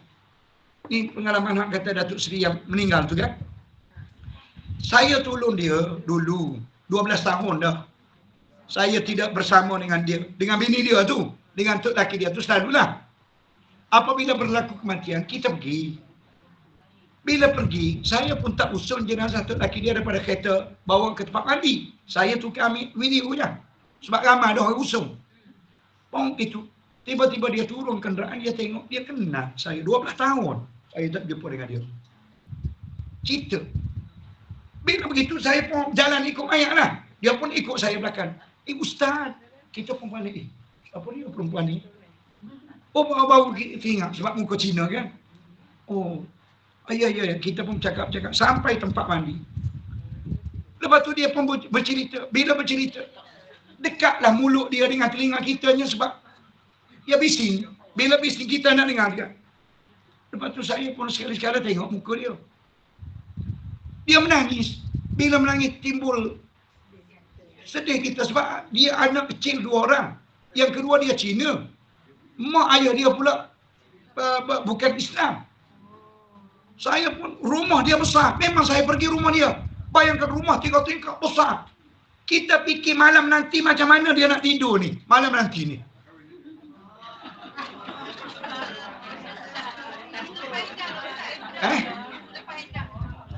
Kakak aku ni pengasung. Bukan tu. Maksud saya begini. Apabila malam nanti rumah mati sunyi ke tidak? Itu maksud saya. Saya tahulah sebab mak saya mati. Mak saya mati, ayah saya. Nasib baik kita dikelilingi oleh tahfiz. Malam tu semua pelajar tahfiz duduk bersama dengan ayah saya. Ayah tidur di tengah. Mana kita tahu macam malam tu terbayang-bayang. Itu maksud saya. Malam ni dia nak tidur macam mana ni? Mana sudah tu? Oh, Sami meninggal okey. Maknanya dia doa supaya tok laki dia mati cepat. Okey. Dia ni orang muda. Jadi bila begitu timbul rasa simpati saya, ya Allah Rabbi. Kata macam mana. Saya pun pergi ambil anak dia dua orang tu. Sebab dia muda, bodoh lagi kan. Adik pergi dekat ayah. Masa tu kita tak buka. Kepala dia kita pun takut. Tapi saya malu juga nanti orang kata ustaz apa takut. Dah tuduh gitu juga. Takkan kita nak mandi dengan tak buka? Saya pun beritahu orang depan, Syekh, tolong buka sikit kepala. Buka tu tengok dia belah daripada sini, bau sampai sini. Lepas tu daripada sini, aduh. Lepas tu kita pun pergi ambil anak dia, suruh anak dia usap lah. Tengok, lepas tu mandi. Lepas tu, bini dia pun mandi pula. Ustaz tolong imamkan solat jenazah dia. Saya kata ni masjid orang ni kak. Bukan masjid saya. Ialah saya mengajar di masjid ni. Kena ikut dia lah. Tapi dia pergi ke depan tu, dia nak suruh saya lah imam. Tak apa, kita pun imam. Jadi lepas pada tu saya pergi kat gubuk dia, pergi baca talqin tu. Kita pergi baca talqin. Jadi lepas tu semalam adik dia telefon suruh pergi. Saya pergi dengan Datuk Ibrahim. Kenal Datuk Ibrahim? Datuk Ibrahim tu lah, Ibrahim Bistro tu. Kita panggil Datuk. Temankan saya. Jadi pergi sampai sana, saya tengok ramai. Malah lah kita ni kan. Saya pun pergi kat masjid tu, pergi sembahyang Isyak. So dah sembahyang Isyak, orang suruh saya baca Quran pula dah. Jemaah dia macam tu lah apabila dia tengok kita. Jadi lambat. Saya pun pergi jugalah. Pergi makan. Dia pun panggil masuk dari rumah dia. Sembang sejak lah sebab orang ramai kan. Lepas tu sehinggalah saya nak balik. Pergi jumpa dia. Akak, saya nak jumpa dengan ibu akak lah. Dia pun pergi cari ibu dia Cina. Lepas tu mari jumpa dengan saya. Lepas tu ibu dia, terima kasih Ustaz. Terima kasih, terbukti Ustaz ni seorang yang baik. Kenapa pula akak cakap gini? Dia kata saya dengar cerita Ustaz dulu lagi. Waktu Ustaz uruskan perkahwinan Datuk Seri lagi. Lepas tu malam ini baru saya betul-betul tengok Ustaz. Ustaz tak perasan saya tengok Ustaz. Saya duduk di tingkat 2. Tengok Ustaz kat bawah. Oh ya ke? Kita pun kata, Ibu kena tunggu dating ni sampailah dating ni hilang rasa rindu dia kepada arwah. Sebab rumah besar, anak tak ramai. Okey, tak apalah. Ibu kena buat sesuatu. Kalau boleh suruh dating ni banyak-banyak baca Quran. Ibu pun kena baca Quran juga. Dia kata tak pandai. Ibu ikutlah seluruh Quran ni, tak apa. Siapa-siapa nak baca pun tak apa. Nanti Tuhan tolong beri sesuatu yang terbaik untuk kita. Jadi lalu bini dia pun beritahu. Dia kata, Ustaz, saya perlu ustazah untuk bimbing saya. Saya kata kena ada ustazah nanti malam-malam apabila awak rindu, awak kena bercakap dengan ustazah. Mesti awak akan rindu. Dia kata memang teringat selalulah. Teringat. Bukan awak saja, siapa dia pun teringat sebab kita ada lama. Patut anak-anak macam mana? Anak dia masih tak ingat lagi. Anak dia tu masih tak tanya lagi. Kenapa? Dia kata dia ingat bapak dia pergi obsession. Kecil. 12 tahun. Jadi apa maksudnya? Maksudnya kan? Maksudnya ke apa?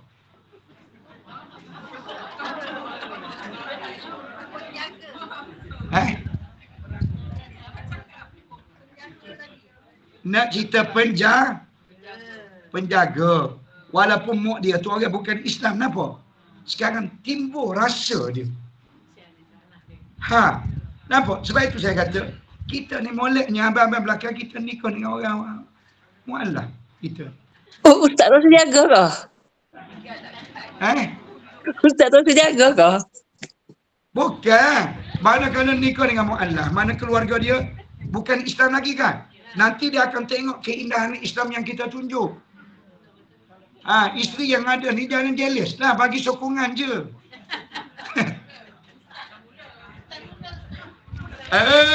Saya royak gaji belakang tu. Okey ni, sikit lagi ni nak habis ni. Sekiranya pukulan tersebut bukan pukulan maut, tetapi masa mati akibat pukulan tersebut. Dia tu pukul slow ya, tiba-tiba mati. Penjaga perlu membayar diat dibunuh hampir sengaja, dia panggil dah. Yang dibayar oleh keluarga pesalah.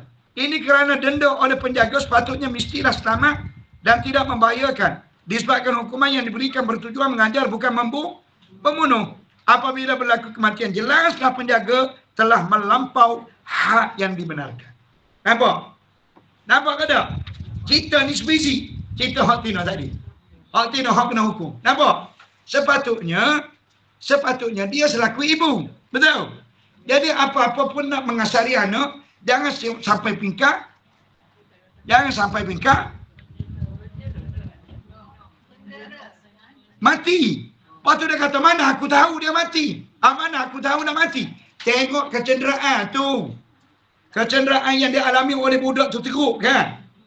Teruk kan. Cuba Kak mikir pula. Selaku seorang ibu. Sebetul-betul tergamuk ke tidak buat lagu tu.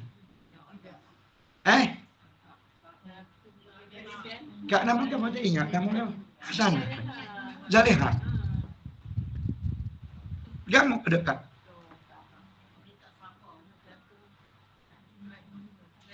Dah tu kenapa ada juga orang jadi kejam gitu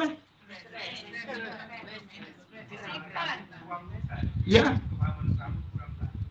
Pahaman agama. Ya. Kepahaman agama kurang. Yang kedua stres saya boleh terima. Tapi lagi-lagi. Sebetulnya gapul. Syaitan anda berlaku pada siapa-siapa pun. Tapi nak ceritanya. Tergamuk dia buat. Sebab itu kalau kita kata dalam 1000. Ada dah seorang buat lagu ni. Yang cuma apabila ada seorang kita kena betul-betul discussion. Apa benda yang menyebabkan berlaku benda tu. Geram. Yalah geram supor lah tadi tu.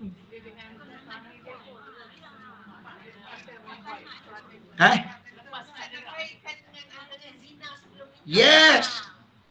Saya nak kait di situ. Barangkali dia lakukan hubungan terlebih dahulu. Bila lakukan hubungan terlebih dahulu, kakakku,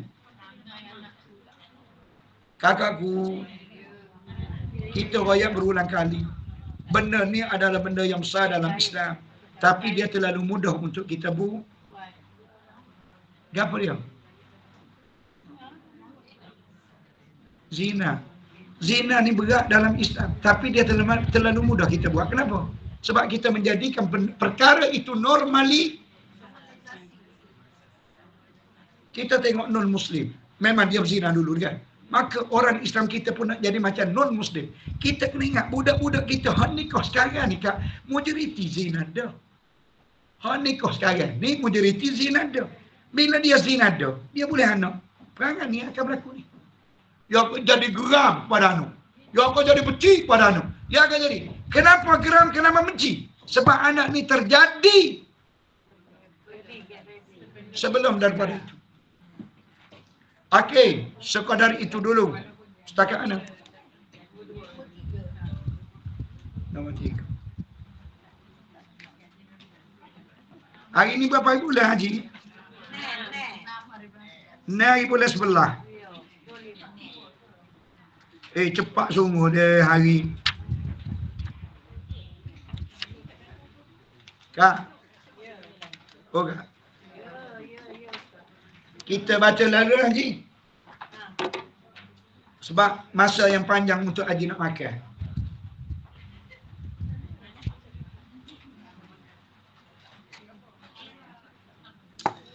Tawar lah item.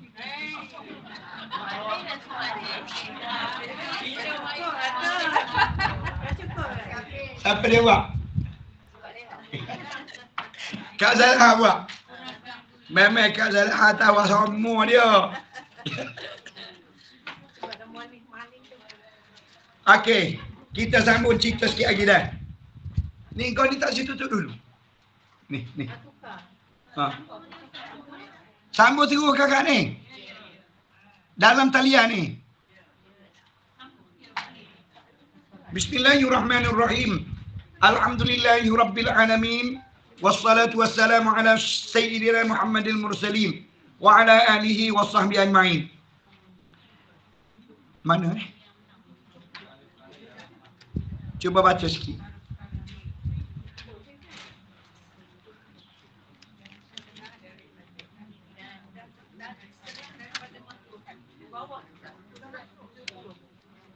Okey. Oh, sedap ni kita ni. Dan setengah daripada makruh berludah di tengah semayang, di hadapan atau di kanan, hanya apabila hendak berludah. Berludahlah sebelah kiri atau di bawah kakinya. Ini jika bukan di masjid. Okey. Faham dah? Kak, pernah kita tengok orang Melayu kita ludah tengah mayang? Bagus orang Melayu dah. Tapi orang Arab biasa. Orang Arab biasa je. Sebab itu haji, kalau haji semaya dengan orang Arab, dia buat. Haji jangan marah. Sebab kita ngaji dah. Kalau kita tak ngaji, kita tak jumpa benda ni. Oleh yang demikian, walaupun boleh, tapi dia ajar kita buat di mana? Ludah sebelah kiri. Jangan dalam masjid. Bila dalam masjid tak boleh sebab mengotori masjid. Di rumah awak buat. Ataupun kita sembahyang di padang. Adapun jika di dalam masjid, maka hukumnya haram meludah. Kerana disebut dalam hadis, berludah di dalam masjid itu khati'ah. Khati'ah maknanya salah. Dosa. Dan kiparatnya ditanamnya. Sudah. Kiparat, denda. Denda orang ludah dalam masjid kena tanam.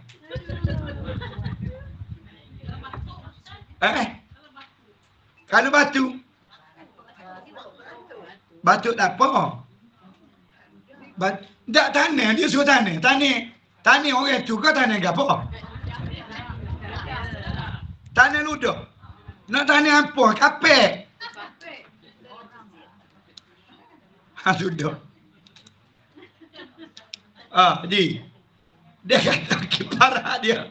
Denda dah dia ludah, dia kena tanam. Kalau kita bukan tanam ludah tu. Kalau ludah tu kita semayang di tanah pasir. Kak, masjid-masjid ni jangan kita imaginasi masjid ni masjid Nabi dulu atas tanah pasir gitu je. Jadi sebab itu orang meludah.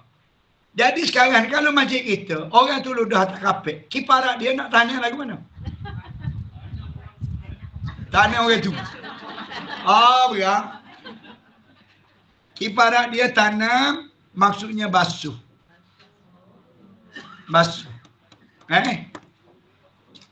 Kena basuh dah. Tak boleh tak basuh. Kena basuh. Dan setengah daripada makruh. Bertelekan pada pinggangnya kerana ditegah pada hadis. Kita panggil apa? Cukup pinggir. Kenapa Kerana menyerupai dengan orang yang takbur dan syaitan. Sebab itu kita tengok perhati orang perempuan kalau dia marah ke lelaki dia. Kalau dia marah kepada anak dia cukup pinggir lah. Ingat baik-baik Kak. Kadang-kadang kita cukup pinggir kita tak tahu. Sebenarnya ini disebut. Buatnya. Ni tua-tua pun buat lagi. Dan setengah dari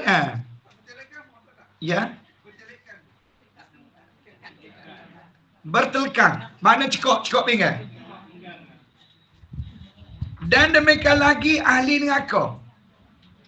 Apabila mengambil kesenangan dikerjakan yang demikian itu. Apa maksud? Dia kata ahli neraka iaitu mana-mana orang yang mengambil mudah dengan perkara-perkara demikian apa? Ludah. Lepas tu apa? Cukup pinggir. Dia kata macam tak ada gapo pun. Ingat baik-baik. Tu ahli neraka dia kata. Jangan buat mudah-mudah Akak, bawa pergi. Dan demikian. Dan setengah daripada makruh merendahkan kepalanya daripada belakang pada ketika rokok. Dan setengah daripadanya daripada makruh lagi, ia sembahyang serta berkehendak berhadas. Sama ada dia hendak buang air kecil ataupun air besar ataupun angin. Dan kadang-kadang kita bahasa nak berok, dulu lah, nanti lepas maya zuhur baru kita pergi berok. Makruh. Sama juga dengan nak kecing. Sama juga nak ketung. Sikit. Jangan. Sebab kita bimbang takut tengah rokok, bung, tubik orang besar. Orang pun dengar, malu kita, betul?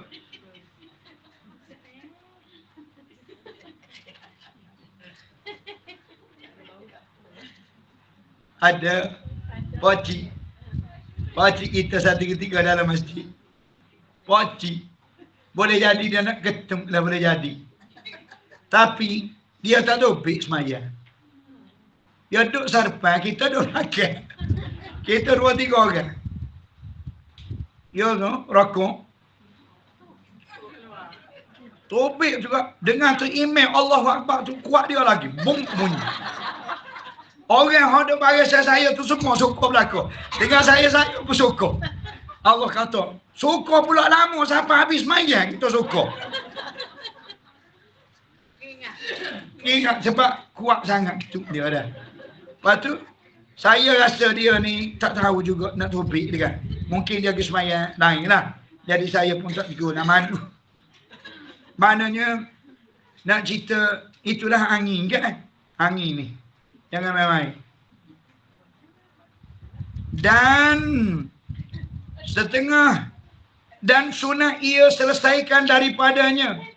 Kemudian ia sembahyang selama belum picit waktunya. Hendaklah ia sembahyang sertanya. Baik gini. Maknanya kalau sekiranya mari perasaan nak berok, nak pergi keting ke, nak pergi ketung, sesar dulu. Sekiranya waktu tu tapi picit waktu tu panjang. Kalau waktu tu sempit dah, tak apa buat pun. Walaupun dalam keadaan terdesak seperti itu. Okey. Demikian lagi makruh sembahyang di hadapan makanan ataupun hadapan minuman yang ingin ia kepadanya. Kerana disebut pada hadis, tiada sembahyang, artinya tiada sembahyang yang sempurna di hadapan makanan yang ia ingin. Mana makanan yang ia ingin maksudnya makanan tu kita tengok syukur dah duduk depan kita. Maka sebab itulah abang-abang ingat bulan Ramadan, mula-mula saya mari ke masjid ni tahun 2023, saya on waktu maghrib makan wa kurma, pergi naik semayang. 2024 saya suruh ubah. Saya suruh ubah makan dulu, orang marah pada saya. Lama orang marah pada saya, Kak Zariha, Kak Hasanah, Kak ni. Yang marah. Sebab apa? Sebab dia kata kita semayang lah dulu tak habis masa. Okey kakakku, kita kena berlapan dada kan. Sekarang ni kita gini. Kita mudah dah. Apabila berlakunya pertembungan dalam agama, nak makan dulu ke nak semayang dulu? Okey. Up to you. Mana tengok kedudukan kita. Hak muda dengan hak tua mana ramai? Hak muda ramai. Baik, hak muda ni dia dengan makanan ni dia lazat sama tu. Orang tua dengan makanan dia tak lalu dah sebab dia puas dah makan. Baik, orang tua kena memperseimbangkan orang muda. Jadi kalau orang tua nak suruh orang muda ikut dia, sampai bila kita akan bergaduh? Lepas tu tuntutan agama pula. Dia kata lagi mana? Sekarang kita jumpa dia. Mana makruh hukum dia? Makruh sebab kita duduk depan makanan dia. Nampak? Lagi pula kita nak kerja pahala. Tuhan beri pahala sepenuh kepada kita, betul? Akhir sekali alhamdulillah. Bagus, terima kasih kepada abang-abang lelaki. Abang lelaki ni banyak penyokong saya sebenarnya. Abang perempuan pula. Kakak perempuan ni dia banyak mengkritik bila kita tak ikut dia. Kita kena ingat hukum dia makruh kan Ya. Ha. Oh, kalau tak siap makan, abang aku pendek kata Isa pun tak boleh siap lagi. Sebab kita ramai. Kita 1,000 orang ni kan. Oh, payah.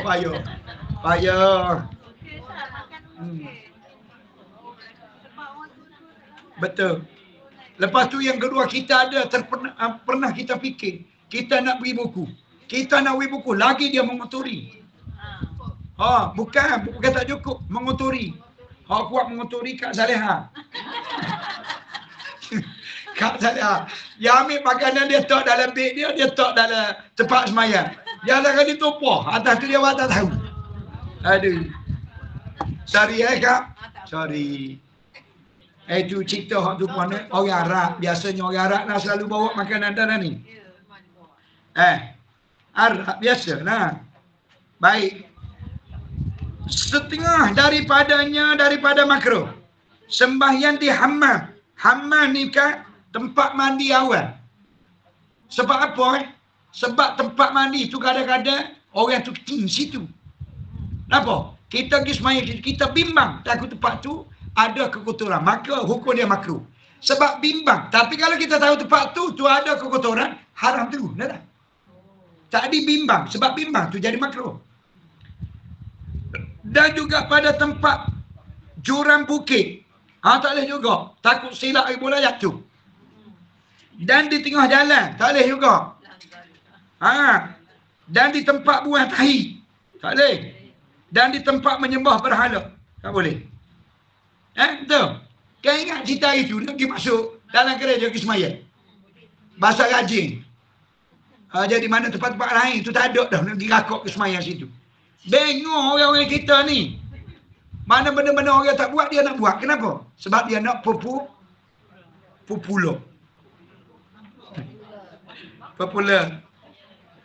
Dan setengah daripada makruh sembahyang pada tempat perhimpunan unta. Dan perjaratan. Sama ada dibongkarnya jarak itu ataupun tidak. Makruh. Tetapi jika dibongkar, tak dapat tidak dengan dilapik. Jadi kalau sekiranya jarak tu orang bongkar, orang kali dia, maka kena lapik. Okey. Dan jika tidak, maka tidak sah sembahyang. Dan demikian lagi, makruh tu, dalam kitab kita dia sebut memegah. Bukan memegah. Dalam kitab Jawi tu betul. Memegah, dia tulis memegah, bukan memegah, makruh. Rumi makruh tu Jawi Kak, betul. Betul lah, dia tak betul. Dia kata, dia tak betul. Dia tak jumpa. Balik rumah, dia pun demikian lagi memegah, ia akan sembahyang pada kanisah. Orang tanya, gapo tu Ustazah? Tak faham. Tak payah tanya dah. Orang tu betul, dia tak ada betul. Betul tak? Kanisah tempat ibadah. Tu. Tempat ibadah Yahudi. Dan bi'ah, iaitu tempat ibadah Nasrani. Ataupun di Huf Sami. Maka sekaliannya itu hukumnya makruh. Adapun sunat dikerjakan kemudian daripada sembahyang. Ni, Ji. Ji. Ni hak kita balas sama dengan Wahabi ni.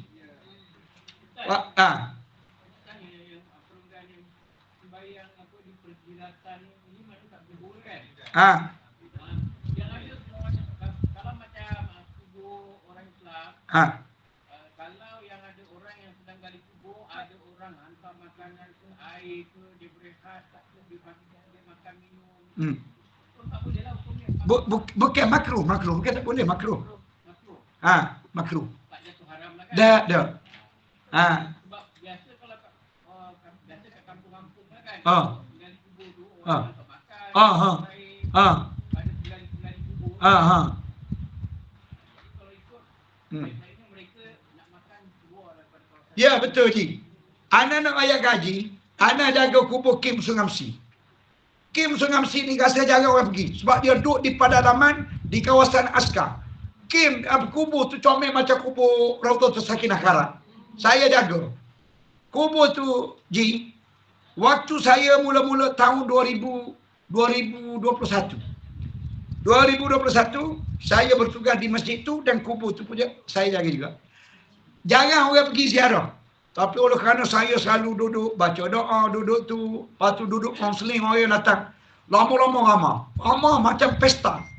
Jadi Haji kata ni, tukang gali kubur memang orang hantar makanan banyak-banyak.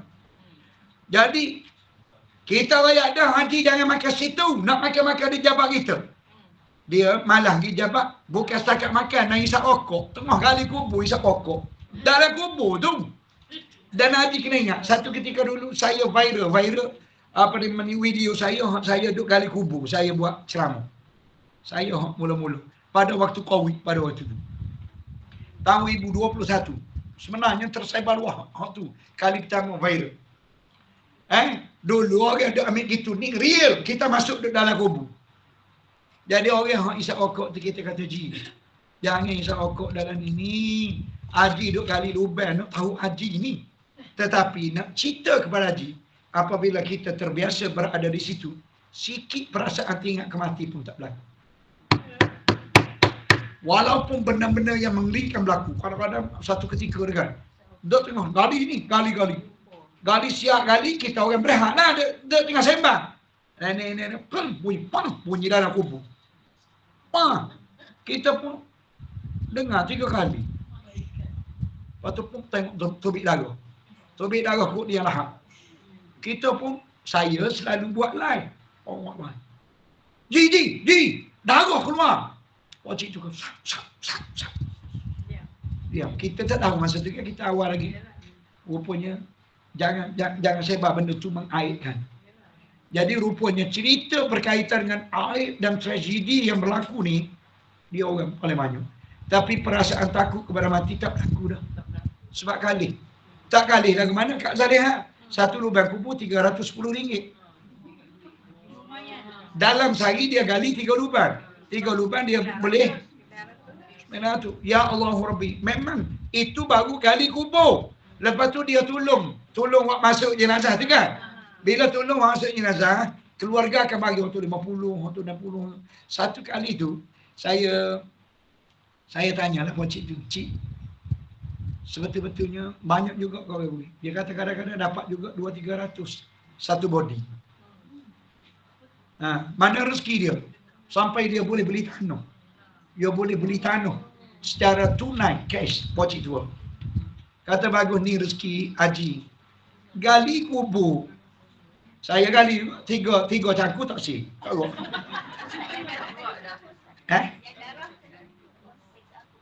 Ya, jangan. Kita tak tahu. Yang darah tu memang kita tak tahu. Tak tahu apa dosa yang dilakukan. Cuma sekali tu je Haji, saya tanya kubur dia tak muat. Sebelum kita gali kubur, kita pergi ukur body dulu.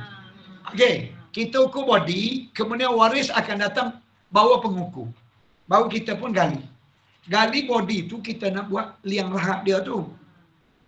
Jadi apabila mari jenazah, apabila sampai di kubur menjadi amalan saya akan solat jenazah dulu. Saya akan solat jenazah. Lepas tu baru buat turun. Bila buat turun, masuk ke kepala kaki tak dulu. Buat masuk ke kaki, kepala tak dulu. Lepas tu, rici lah. Tahu rici? Mana kita nak besarkan dia. Akhir sekali tak jadi liang dah. Orang lagi. Tak telur juga. Bila tak telur juga, orang ni pun ayat ke saya. Nak ke mana ni Ustaz? Apakah kita nak gali adik tu? Sebab dia teping dia tu luah dah kan. Dia teping luah tu, dia lahat dia gitu. Habis, siapa kau teping? Saya kata, tanya gitu lah. Tanya gitu juga. Jadi kita ada dah lah benda-benda yang sangkaan lain tu kan. Tapi orang ramai ni seolah-olah tak perasan.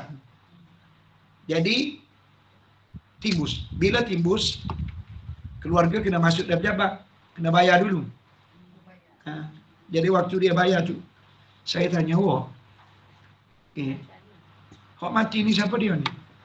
Dia kata adik dia. Awak ada buat gapo-gapo? Dia ada buat gapo-gapo? Tak nak cerita dia. Akhir sekali, kenapa? Sebab Tak ada orang yang mari atas pengukur tu. Saya ada sendiri pada waktu ukur tu molek dah. Tapi sekarang ni awak tengok tadi. Kaki dia tak boleh masuk. Dia tak tengok, budak ni tak tengok. Jadi gapo? Oh, dia kata dia ni ustaz ni jahat ni. Oh, royak jahat lalu. Dia ni ambil harta. Harta adik-beradik dia tu dia ambil belakang. Oh, sehingga dia kata ni kalau dia tak mati ni ustaz, saya tak akan mari. Saya ni mari di kerana dia mati. Bergaduh belakang. Oh, saya kata tak boleh awak. Awak pergi panggil. Awak panggil. Semua keluarga awak panggil sini. Saya nak cerita. Saya nak cerita apa yang berlaku. Sebab dia berlaku sebelum jenazah sampai sini lagi. Lepas tu mari-mari saya pun cerita. Kata okey, awak kena maaf. Awak kena maafkan, jangan ada sifat dendam. Kalau masalah harta-harta hamil itu kena kembali ke semula. Sebab dia. Jadi ini mana benda yang real yang berlaku tapi tak banyak berlaku. Cuma kadang-kadang ada hak tu berat. Hak jenazah ni berat sangat-sangat. Tak pernah berlaku. Hak kawan saya ni ringan sangat-sangat. Tubuh dia besar, dia kerja TV Hijrah. Dia kerja di TV Hijrah. Orangnya nak wayar sini besar. Besar siapa lah? Besar lah, memang besar lah, ya Allah Rabbi. Tahu-tahu berita mati. Bila mati, bawa ke kubur. Ya Allah Rabbi. Kan? Tak atas apa nama ni? Keranda tu. Tu gitu. Dia keluar dia punya body dia besar. Jadi apabila nak akad je, 3 orang pegang tubuh dia. Oh, sorry, tarik. Letak. Ya Allah Rabbi, saya royak ke abang dia. Abang dia kerja di Jawi. Saya kata, Syekh, anta pada waktu menurunkan jenazah di anta tak ada. Anak nama dia Ustaz Khairul. Memang Ustaz Khairul, selepas pada tu saya tanya rakan-rakan di TV Hijrah. Dia kata orang yang amat pemurah sekali. Duduk di TV Hijrah. Saya kata musibahlah berita ni kepada siapa-siapa di TV Hijrah. Apa yang aku saksikan di atas apa yang berlaku. Alhamdulillah tuan-tuan sekalian nak cerita. Baik. Ni amalan yang disusun oleh para ulama yang kita dah buat tu. Wiri-wiri yang kita buat tu. Inilah punca dia jadi. Tempat ambilan dia. Mana dia? Dia kata apabila selesai daripada sembahyang, maka sapulah mu dengan tanganmu di atas. Di atas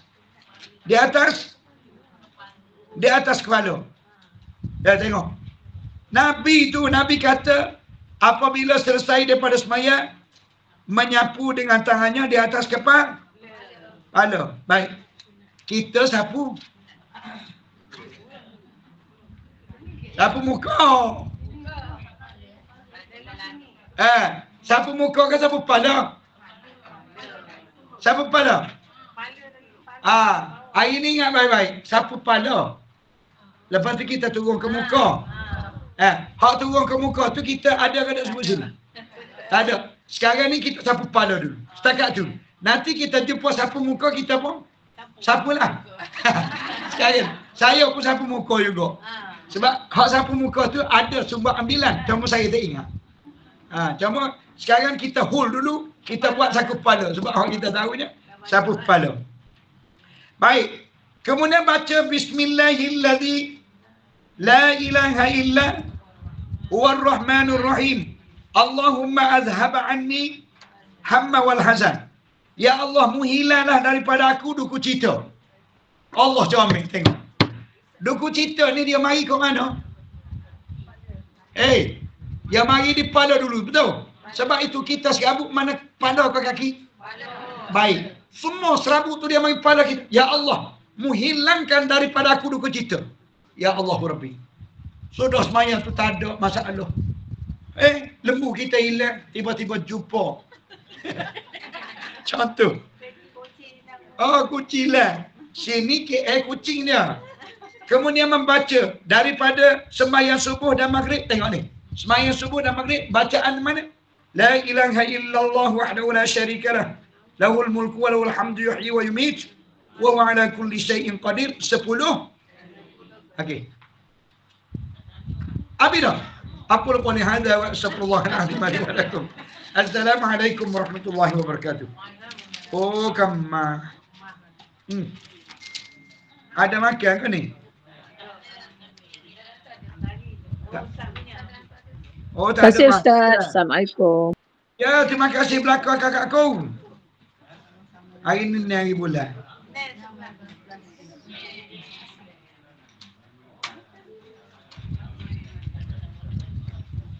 Okey, terima kasih. Assalamualaikum warahmatullahi wabarakatuh.